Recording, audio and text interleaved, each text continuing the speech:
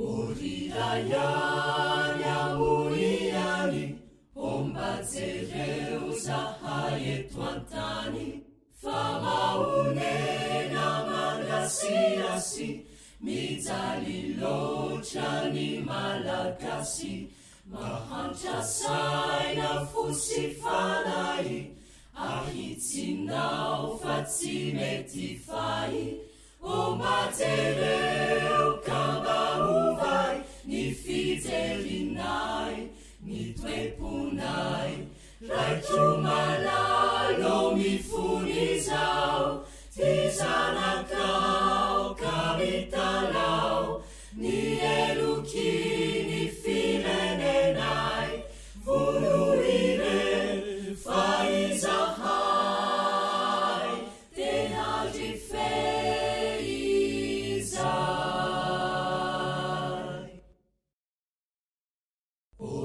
Orirayany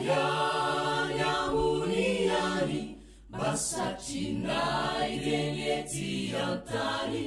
niaganao finaritra, hiaina antany sambatra, zahay nefa toboboka, tsy mifankaty mifandramatra, mitady anao zahay rilay, ka metezi anao hamonjy anay, raitro malalo mifony zao, ty zanakao ka mitalao, ny eloky ny firenenay, volohire fa izahay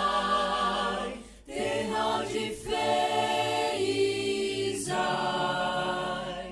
Raitro malalo ekeko izao, ny anaraka